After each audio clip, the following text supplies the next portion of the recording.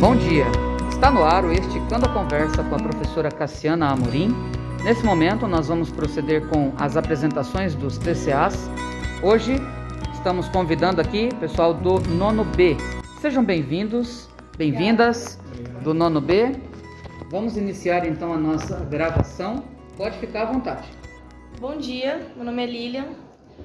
Eu faço parte do grupo Racismo no Esporte, composto por Natan Andrade, Murilo Augusto, Maria Eduarda Soares, Vitor Gustavo Almeida e Vitor Hugo.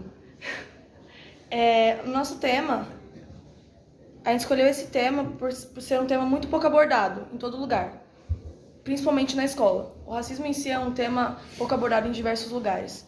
A gente escolheu o racismo no esporte porque todo mundo acha que no esporte não tem problema, mas sim, tem, e o racismo é um deles. Nessa vertente da sociedade, as pessoas acham que é tudo lindo, tudo mil maravilhas, é só chegar lá e fazer tudo, ganhar dinheiro e tá tudo certo. Que ninguém passa por problema nenhum. Mas o racismo está dentro do esporte, não só do mundo da moda, não só do mundo da música ou de qualquer outra vertente da nossa sociedade. Bom dia, eu sou Natan Andrade Bispo e eu vou responder uma pergunta que a gente decidiu colocar no nosso TCA. O que é o racismo? Racismo é a discriminação a partir de diferenças étnicas, ou seja, julgar, humilhar ou até mesmo acusar uma pessoa ou comunidade baseado na cor de pele dela, feições ou origens. Bom dia, meu nome é Victor Gustavo.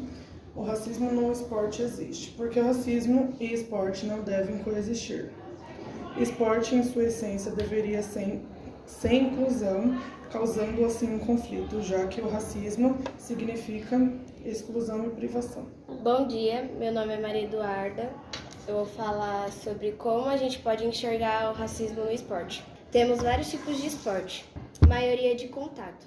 Para enxergar o racismo dentro desses esportes, basta pensar a quantidade de brancos e de negros em cada um deles. A partir daí, você começará a ver as maneiras sinuosas como os racistas propaguem seus preconceitos. Bom dia, meu nome é Vitor Hugo. Hoje eu vou passar 6 informações. Ao escutar comentários racistas, não os repita jamais. Chame a autoridade se presenciar uma situação desse calibre. Antes de fazer qualquer brincadeira, pense se o outro também vai achar graça. Não basta não ser racista, tem que ser antirracista. Informe-se, não caia nas falâncias populares de que o racismo não existe, pois ele existe sim. Entenda, racismo é crime, diz que sim. Bom dia, meu nome é Murilo Augusto e eu falo das nossas ações. Devido aos imprevistos, o grupo infelizmente não conseguiu implementar a ação na escola ou na comunidade. A gente colocou diversas perguntas no questionário sobre o racismo no esporte em si, perguntou o que era racismo, se a pessoa já tinha sido racista, e se ela achava que o racismo estava presente no esporte, e se ela sabia o que eram ideais antirracistas. E muitas pessoas, praticamente todo mundo, não sabia. Foram respostas que mostraram nitidamente que é um assunto pouquíssimo abordado. A gente teve ideia de fazer uma entrevista com o professor Luiz Paulo, de Educação Física, e a professora Maria Lúcia de leitura, para falar um pouco sobre antirracismo e o professor falar sobre racismo no esporte. A ideia era a professora Maria Lúcia explicar o que é o racismo e o antirracismo, porque muitas pessoas não sabiam, não conheciam, e o professor explicar sobre o racismo no esporte. Uma das nossas perguntas para ela foi qual o pior termo racista que ela já escutou na vida dela. E ela se emocionou falando pra gente que eles, na época dela, quando ela era uma adolescente, 45 anos atrás, os apelidos eram muito mais pesados. Chiclete de onça, Piche de asfalto. Piche de asfalto, eram coisas extremamente pesadas. É até difícil de falar, né? Muito mal. Ela chegou a chorar na primeira gravação. Na primeira entrevista e na segunda também. Na segunda ela não chegou a chorar, mas ela se emocionou bastante. Pela voz deu pra perceber que ela tava muito emocionada assim, sabe? Foi difícil pra ela falar e pra gente muito difícil de escutar também. Porque pra nós, pessoas brancas, é como se não existisse, a gente não sofre com isso. Mas quem sofre não consegue nem. Eles ensinam a gente a não ficar com olhos fechados pro que tá à nossa volta. O mundo não gira ao redor do nosso umbigo. Existem outras coisas acontecendo no mundo. E não são coisas banais, são coisas extremamente importantes. E também ela falou assim que, graças a Deus, os apelidos que o povo chamava, apelido não, xingamento que dava pra ela antigamente, há 45 anos atrás, não existe mais. O que ela explicou pra gente é uma forma da gente combater o racismo em vários temas, no esporte, em qualquer lugar. Como que vocês perceberam o racismo no esporte? O Dani Alves é um jogador de futebol. Ele jogava nessa época no Barcelona. Não lembro que ano que era, mas na hora que ele foi bater o escanteio, uma torcida jogou uma banana xingando ele de macaco. Ele pegou a banana e comeu. E bateu o escanteio e voltou pro jogo. E aí, o que essa ação dele comer a banana significou? Ser antirracista, tipo, combate ao racismo também no esporte. O que é ser antirracista?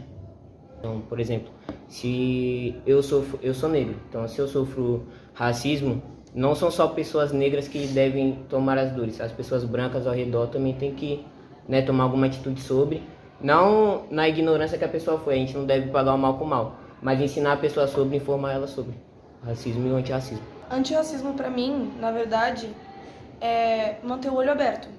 É a definição de antirracismo, manter os olhos abertos e não ficar quieto. Algumas pessoas podem ser racistas sem querer? Sim. De que maneira? Muitas. Eu acho que eu já fui também, né? Uma partida, eu tava assistindo lá o jogo do Corinthians e aí eu chamei o cara de macaco. Certo. E hoje você faria isso de novo? Eu? Não. Por quê? Porque agora eu me lidei, né, com a situação. E que isso Agora é muito você grave. entendeu. Aham. Mas eu acho que não sou racista, às vezes a gente é homofóbico, xenofóbico, sem perceber. A gente acaba falando coisas que a gente nem imagina que pode machucar alguém, ou que é, né, o preconceito, e a gente acaba falando, sem querer. Mas acaba falando e sem querer. É igual falar no futebol, sem querer também é falta. Então, se a gente faz algo sem querer, também tem o mesmo peso. E vocês, alguém aqui já sofreu racismo? Algum tipo de preconceito? Quer relatar como foi, o que acha?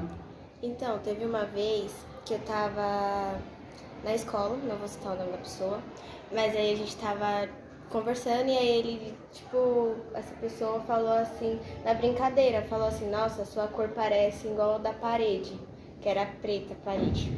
Aí eu fiquei tipo, nossa, isso machucou bastante. E também teve outra vez que eu tava voltando com o cabelo cacheado. E aí perguntaram pra mim assim, isso daí é peruca? Você não arruma o cabelo direito e tal? E foi daí que eu comecei a alisar o cabelo. Eu aprendi que mesmo sendo uma pessoa branca e privilegiada de uma maneira ou de outra, eu aprendi que tem pessoas que não são assim. Eu preciso abrir o meu olho, entender, ter um pouco mais esse feeling de que se não tá acontecendo comigo, não quer dizer que não acontece com outras pessoas. E também aprendi a não me calar. Eu li um livro recentemente, o Pequeno Manual Antirracista, na aula da professora de português, da Jamila Ribeiro, e fala muito bem sobre isso, que pessoas brancas, mesmo não sofrendo o que pessoas negras sofrem, não devem se calar. Eu concordo com ela, tipo assim, antes a gente era muito mente fechada por essas coisas. Mas aí agora que a gente tá amadurecendo mais, a gente vai abrindo mais a mente. É que nem a minha avó fala pra mim, que não é só porque acontece com as pessoas da rua que não vai acontecer com você, porque acontece. Considerações finais. Mesmo sem conseguirmos implementar a nossa ação, percebemos uma grande falta de conhecimento sobre esse assunto. Alunos que não sabem o que é racismo, nem onde ele se instala. Tamanha desinformação prejudica não só aqueles que são alvo de tal preconceito, mas a todos nós que fechamos os olhos para o que está bem na nossa frente. Como ele falou, acho que além de abrir a nossa mente, ter entrado nesse tema, as pessoas que vão assistir a apresentação e ouvir o podcast podem abrir a mente delas também. Sim. Não só com esse preconceito, mas com outros, machismo, homofobia, xenofobia, entre outros. Heterofobia. Vocês que estão escutando esse podcast, leiam o livro Pequeno Manual Antirracista e o artigo da Folha de São Paulo sobre racismo no esporte. Obrigada, professora. É só isso mesmo. Obrigado.